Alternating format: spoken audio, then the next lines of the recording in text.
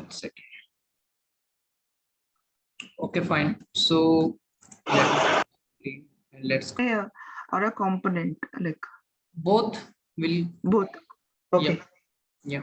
So let's continue with the integration first, and then we'll go with the like or a component also. Okay. So if anyone has any doubts, so please feel free to ask me, because this point is going to be very important. And like I'll say this whole point, today's point will save your Salesforce journey. This is very, very, very highly important things in Salesforce, because I can personally feel, yeah, these are all the points which can save your job. Okay. So now, so first of all, might be if everyone is not aware about the integration, what is integration, and what is the purpose of integration. I can tell you one thing. So if I have one connection, I can say this is my source. One second. So this is my source, and this is my destination. If I want to go from source to destination, I need to go any road, like I need to follow any roads, and I need to reach out to our destination. So this is my source and this is my destination. Might be this is your home and this is your office. From home to office, you will like follow the roads, and like this you will go there. Okay. So there is a link between two like two terminals. Okay. This is an integration which is linking, making a communication between two terminals. So this is a path, is a integration. Okay, in simple way. So now in integration, we can have one integration. As I mentioned, this is my source and this is my destination. So there might be a chances you are going from home to office. Okay, after completion of your work, you are coming back from office to your home, right? So we can say this is one-way integration. This is two-way integration. Means I can say the bi-directional integration. It's a ongoing and outgoing, ingoing and outgoing, right? So this is the integration. We can say it's a call in and call out. Call in means if I am going from like it's a like convert from yourself to request.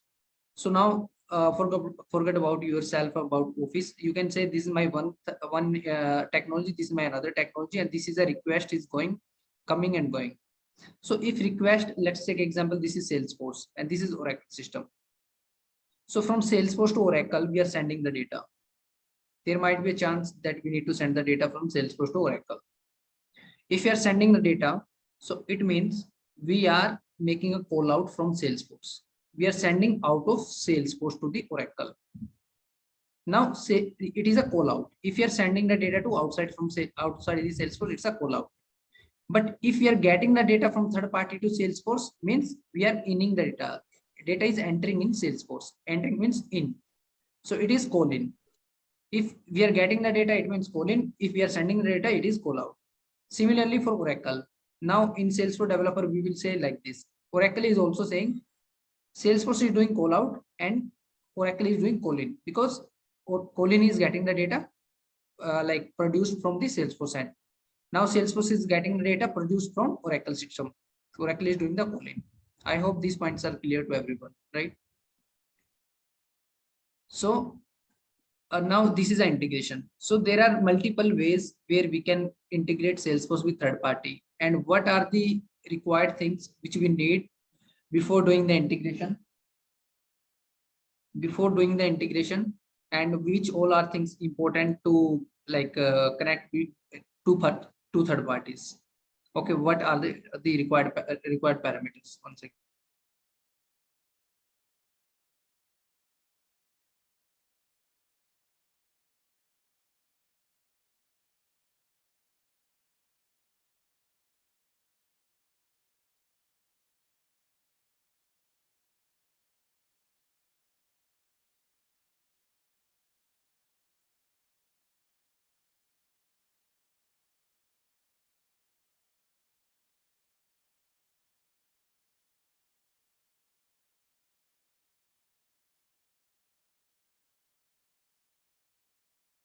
Yeah, sorry.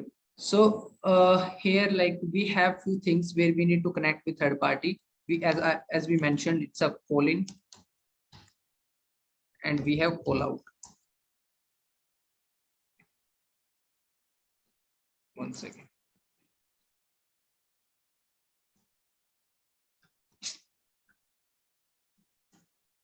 Hope this is visible now. Yeah. So while doing the calling, in some scenario, it is not required that every third party will ask you or force you to make a call in from Salesforce or do the call out both on the same time. It is not required. It might be, but it is not required. In some scenario, company might ask you, okay, we need to we need to get a data from third party to Salesforce. Whenever they hit in their system, whenever they create a records, that data on the same time data should be created in Salesforce also. Okay, so now let's take example Flipkart. Now let's take example Flipkart. We are talking about calling part only. Call out we'll discuss later.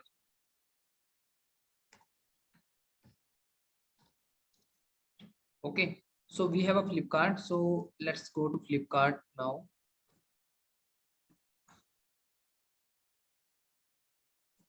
Like I'm just giving, we are taking as just example of like in Flipkart and all. One second.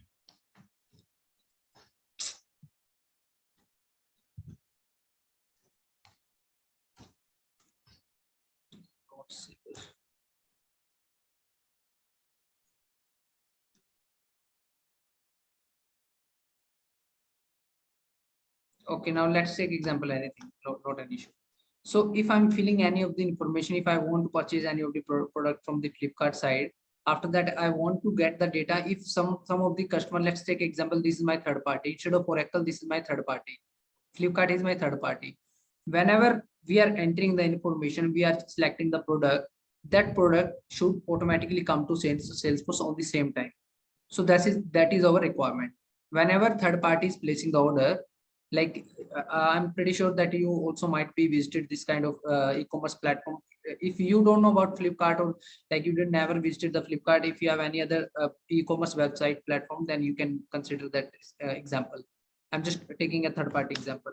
If anyone is placing the order, doing the payment, doing the selecting the product line, item, delivery, and anything XYZ, so all these things should come to Salesforce. This is our main motive here, making a colon, because if customer is placing the order, hitting on the save button, that data is coming to Salesforce. That data is coming to Salesforce. Okay.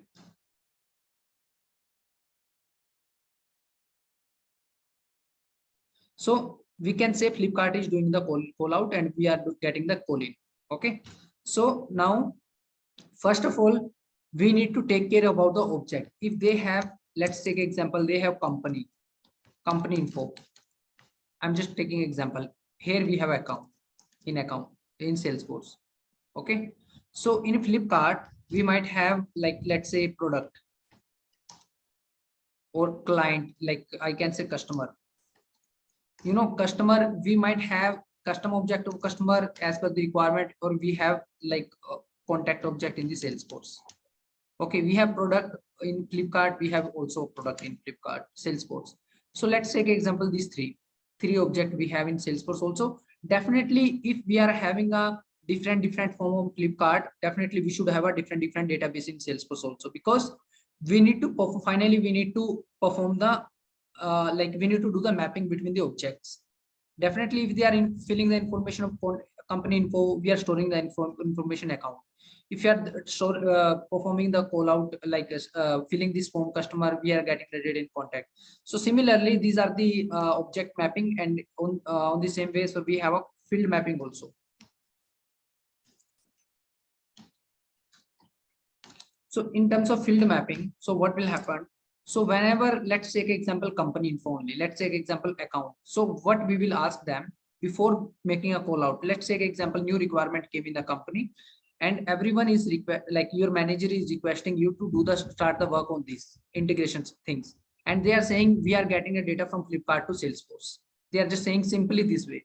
So they will ask, okay, so actually your manager is non-technical, and your manager is asking you to ask some of the few parameters which need to required from third party, which you need to ask from third party, which kind of things you need to ask from them.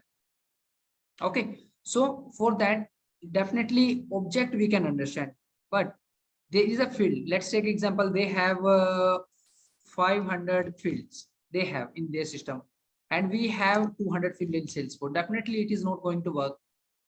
If they have 500 fields and they are filling the information 500 field, definitely we should also have the 500 fields in Salesforce also, right?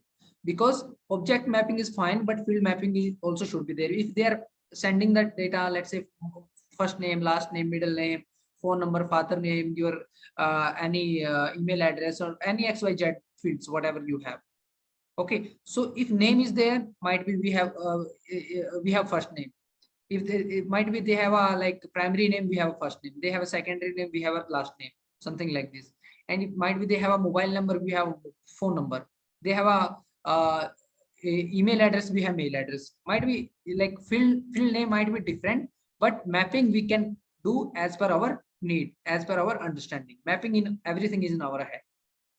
Okay, so before that, what you will ask from third party, technically, you will say, I need JSON format. So this is a JSON format which is required from third party. Okay, so in JSON format, so we have, let's say, first name. So this is a format of JSON format which I'm going to write. So I can say, oh, we are getting the emoji in first name. Okay, so I'm saying we are getting phone number also, let's say mobile number also. So this is a field in third party, and we are getting the this one. So this is only ongoing process. Means whenever they are placing the order, they are filling the form. These things will generated automatically in their end. You will not see, you will never see if you are an end user, you are not aware about this. So this is a background process. In background, the JSON or XML format will be created, and whenever this process will be created, so then you will ask this format from them. You will say, before doing the integration, please send me all this information. Might be hard coded or wrong data, that's not an issue, but definitely field should be there. If first name, mobile number, you know why? Because if you are getting the field, then we can perform the mapping in Salesforce side. We can write a class and we can do the mapping. Might be we have name and we can say they have first name. So we can say we have mobile number. So so we have phone number and they have mobile number. You can do mapping. So whenever they will dynamically change this data, so automatically field mapping is already there. So automatically it will populate with another value dynamically, and we can perform the DML and store the object data in the database. So this JSON format is required. If they have this, these are two field example. If they have 500 fields, 200 fields, 50 fields, anything. Let's say I'm saying email, and we are saying in email we have I can say abc@gmail.com. Okay, so let's take example this Gmail ID we have. So this JSON format they are going to provide us. So we have XML format also, because REST API supports two format. It's XML and JSON, right? But we are not talking about JSON. Let's make it quite simple, like whatever the things we have. Okay, so we are going to make it too simple. So JSON format, forget about XML, because there are very rare chances like companies are using XML format. Everyone 90% is using, 99% is using JSON format only. Okay, so keep in your mind, if you want to connect to third party and you want to get the data from third party, it means you are doing the calling, and you need to ask them before doing the integration, please give me any dummy JSON format. So with the help of that, I can do the mapping in Salesforce, and if tomorrow you are going to connect with Salesforce, then dynamically you can send the data Salesforce. Okay, JSON format is required. Now you are asking what things you need to provide them. Okay, these they have provided. Let's take example. This is a responsibility for third party. They have given you the JSON format. Now, what is your responsibility?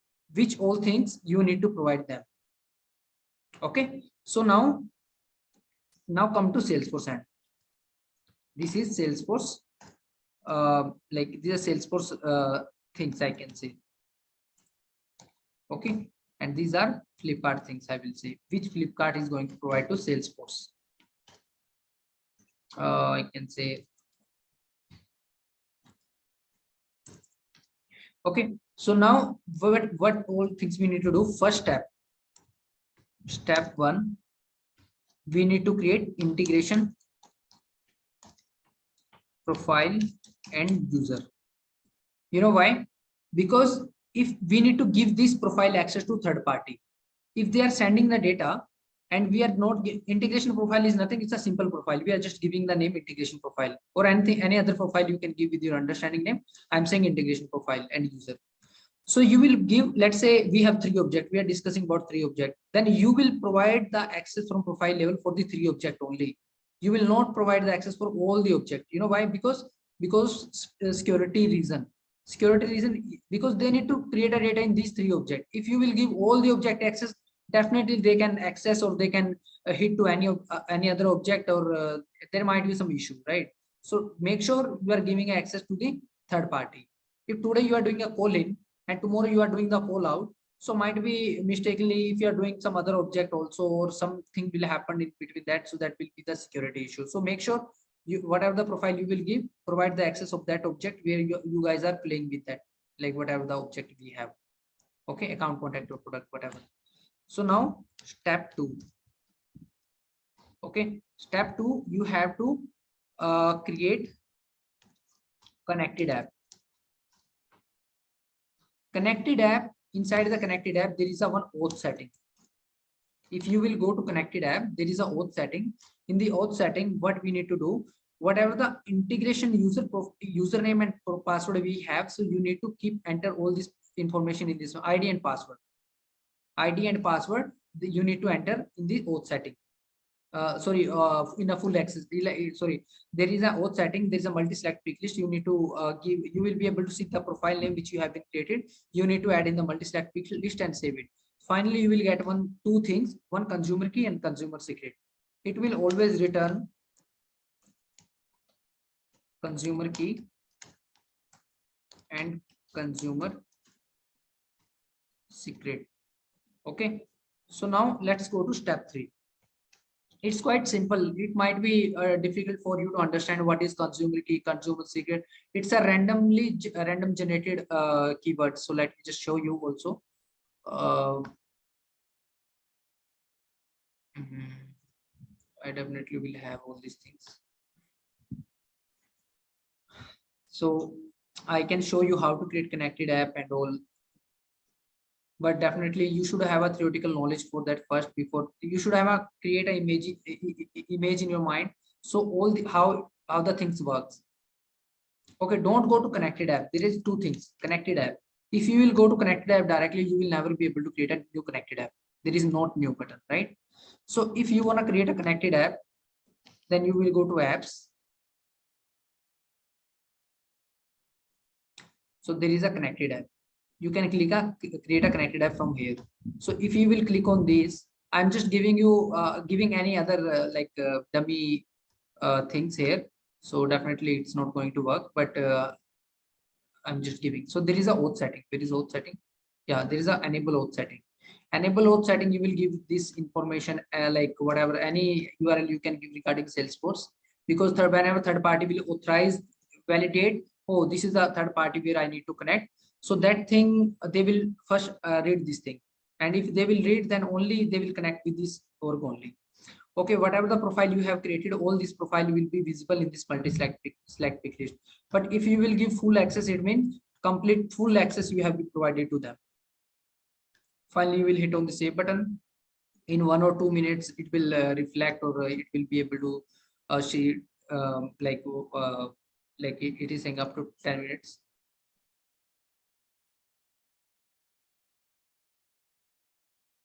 So now finally we are able to see consumer key and consumer secret. Okay, so these are the two things which we are getting here. Okay, this is my developer, or don't think that you guys cannot do in your free edition. This is my free edition only. Okay, so we are able to see two things. It's a consumer key and consumer secret. So in terms of consumer key, consumer secret, in the step 3, we are going to as you know, we are getting consumer key, consumer secret, that we need to provide to third party, which is written from connected app, right? I hope everyone is clear about this. So now no need to fill any other information there. Like for a time being, don't think about any other things. Okay. So now third point, we need to reset the security token.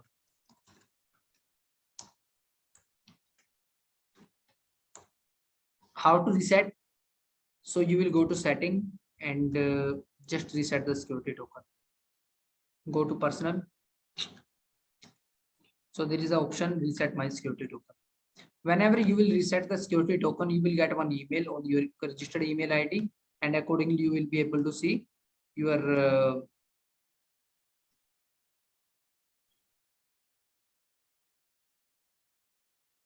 yeah, so you will be able to see a one security token also, that is also a randomly you will get that one. So this is my security token. Okay, so this security token also you need to provide to third party. You no need to be worried what we need to do, what, how to do and all. So you just provide them, that's it. Okay, all this information. So security token you will get on email, that is also you understand, right?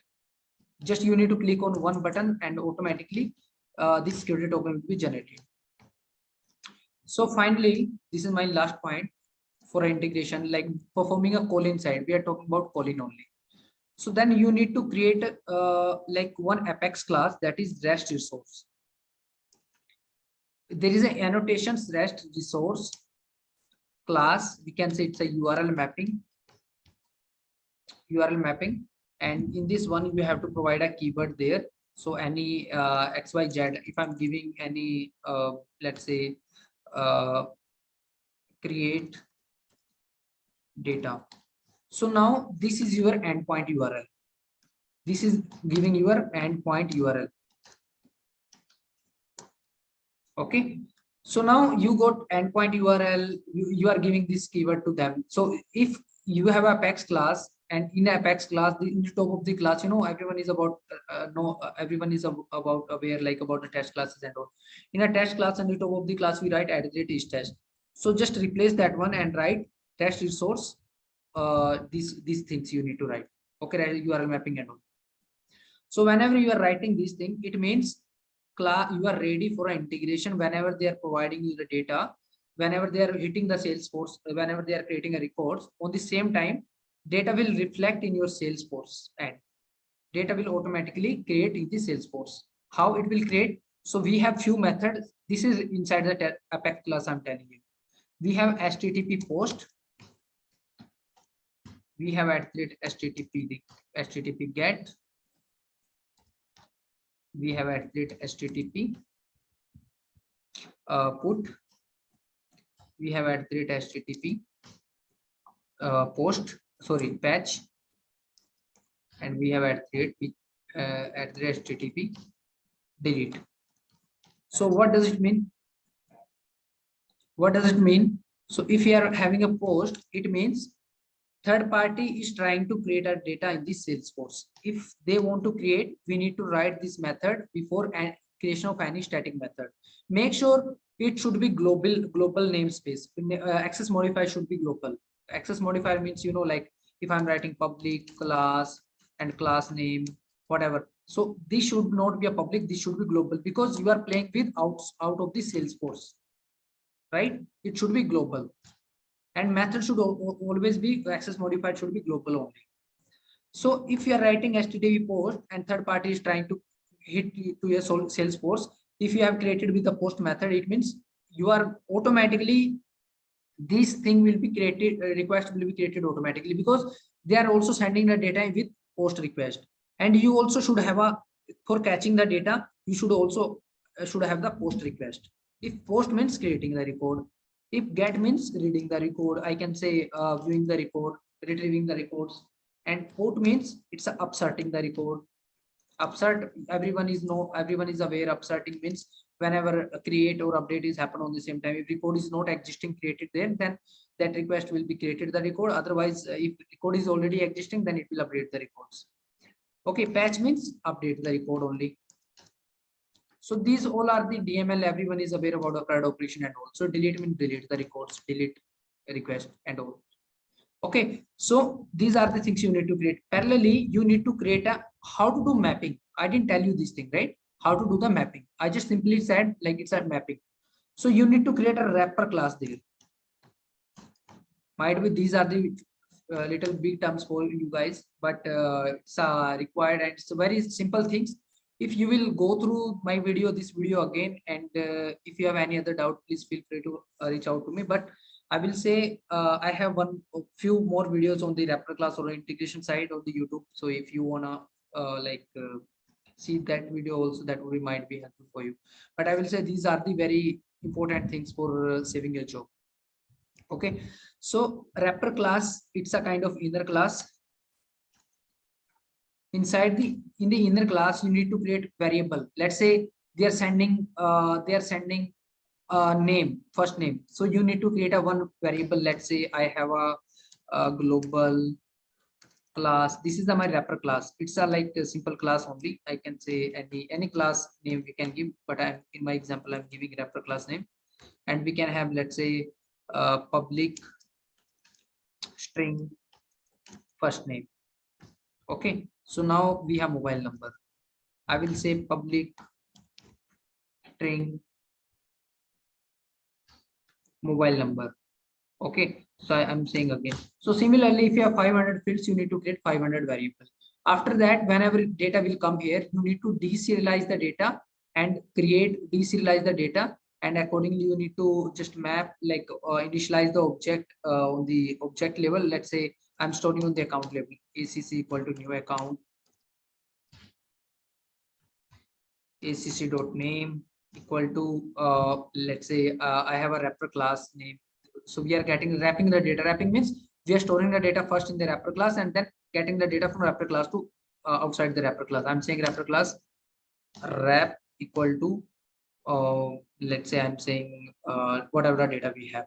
Okay, we are getting data from third party. So I will say wrap dot my first name. Okay, so similarly I will say let's say I have a acc dot phone equal to, sorry, wrap dot my mobile number, mobile. Okay, finally whenever you will perform that everything, then you write insert acc, and all these things you will write in the post method. You will write in the http post method. If you are creating the record, I'm inserting the record, it means we are creating the records, http post method, and you will write global static let's say any string and method name. Okay, so these are the, like this you will do the things. If one record is coming, let's say they are hitting the data from third party, they are just entering the details, first name, last name, phone number, whatever. So everything will come to then automatically we have given all this information to them, like what all information we have here. So all the information we given to them. Okay, so like Salesforce, they have successfully authorized with Salesforce. Both are connected now. After giving all this information, they will authorize, access token will be generated, and access token means automatically it will authorized. So now it's time to create a data in Salesforce end. So if we have this method, we have written this http rest resource class, and after that we have http post method, and after the http post method, then we are going to we are going to create a records in Salesforce using this post method, and whenever they are hitting to Salesforce endpoint URL. Okay, endpoint URL. So that time this class will automatically be called, because this endpoint URL, whatever we given. So let's say we have we are giving 1 second.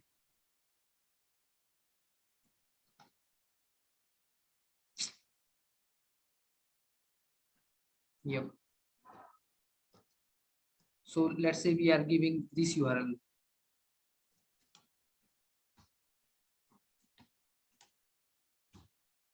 So this is my endpoint URL, like this you will give. Okay, so this is my endpoint URL. So after giving this URL, definitely whenever they will, like every org has a different namespace. This is a unique namespace on the URL. If they will hit, definitely this request is going to come to this org. We identified there are thousands of org in the world. So on which Salesforce org they want to authorize. So using this one, they have identified, oh, this is a org, which is username, like which is this org. And after detecting this org, how they are going to connect the how they are going to find out the right path using this create data. Because create data, if you have created apex class, it will come to this apex class. If it will come to this apex class, it will find out the create and like whatever the post method we have. If it will find this one, it will go to wrapper class, it will wrap the data, it will send this data to wrapper class, and this wrapper class will deserialize the data and store on the object level and perform the DML operation. That's it. Is the final thing. Data is came to Salesforce now, right? And to getting the covering the exception, let's take example in a production. Everyone is aware in production we can never edit the code, right? So what's the alternative for that? Like, let's say third party is sending the data and you are saying, oh, we are not getting the data. They are saying, no, no, no, we sent the data, please check. You are saying, no, no, we are not getting the data. So you cannot play like this, right? If you are in a production, so how will you debug the code without editing the Apex class? Now let's take an example. If you have created, let's think little logically. If we have kind of custom object in Salesforce side, any of the custom object you will create. In that custom object, you will give some integration log, integration profile, integration log and all. Okay, let me just show you. Oh, my class is going to be.